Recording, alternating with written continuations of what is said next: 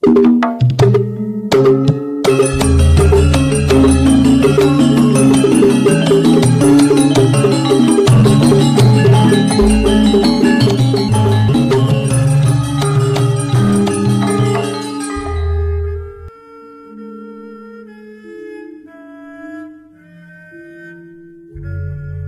Ibu, para kadang kinasih simbah-simbah lan adik-adik, para rama suster bruder berkah dalem Gusti. Sugeng rawuh wonten ing PDSK channel menika.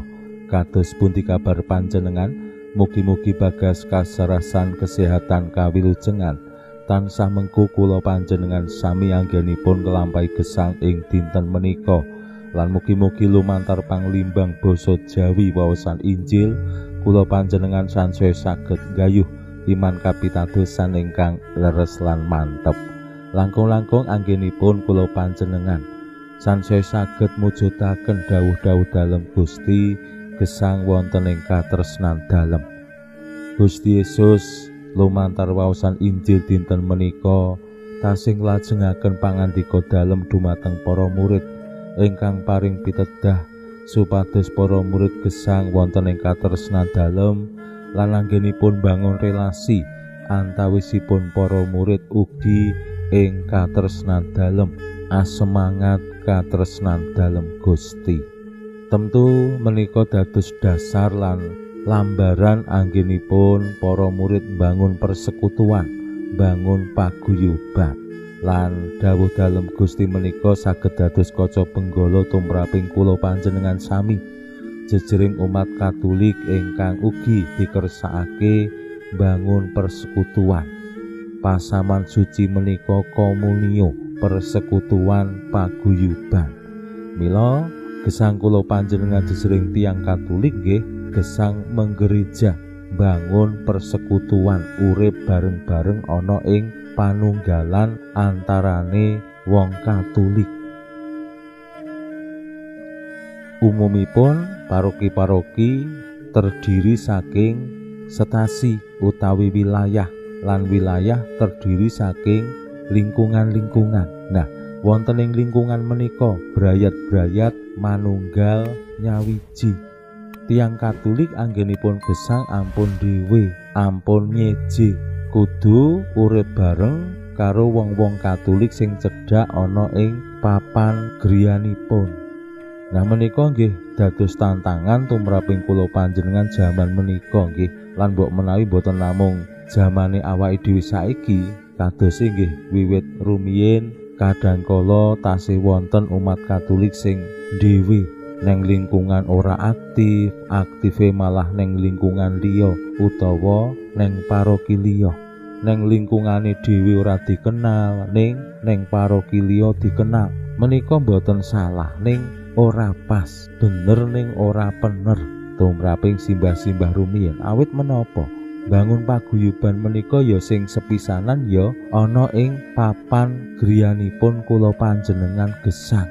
Kados ing pemerintahan awake dhewe kan urip ana ing RT RW, rukun tetangga, rukun warga, sami kalian lingkungan. Supados menapa jejering umat Katolik siji lan sijine karo tangga tanggane kuwi kenal tepung saengga yen ana apa-apa butuh pitulungan utawa keamanan menika saged diwujudake bareng-bareng. Mila kasebut rukun tetangga, rukun warga.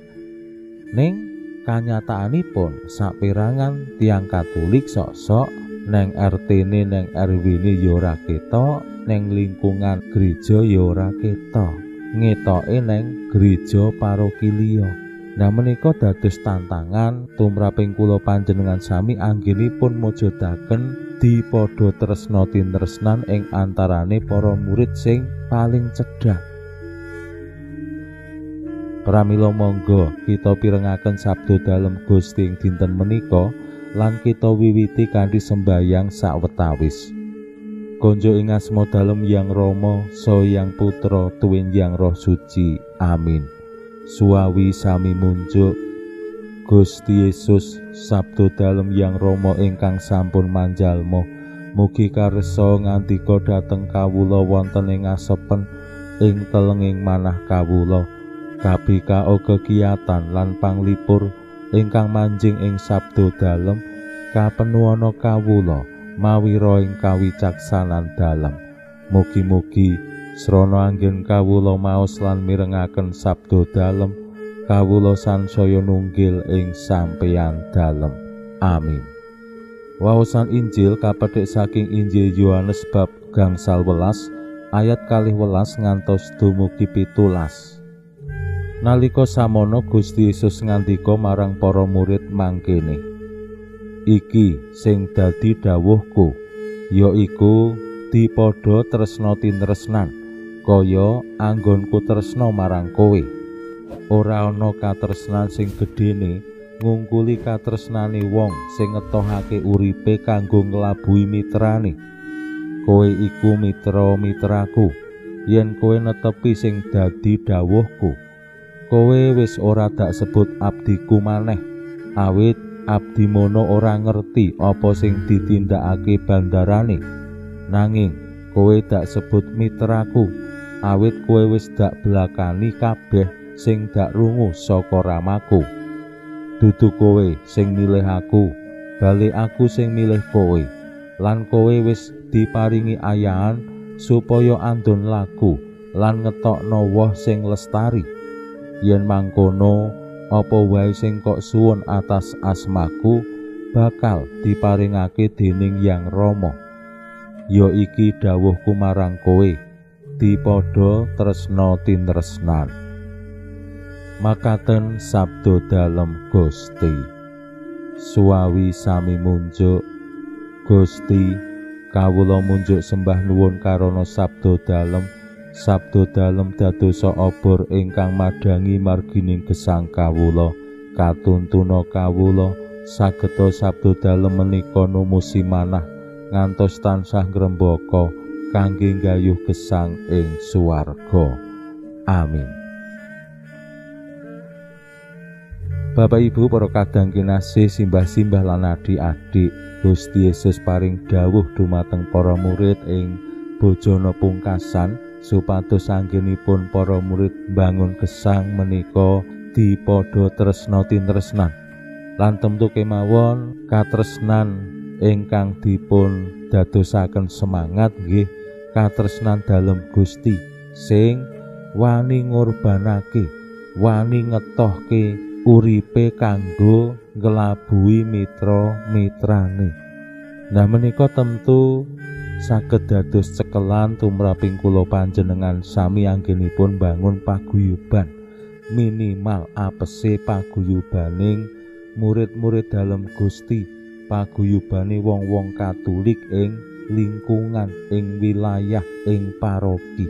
Sumrambahe lumebere ya bangun paguyuban sing dipadha tresna tinresnan ana ing RT RW, pedukuhan, kelurahan, kecamatan lan sapanunggalane ing tengahing masyarakat.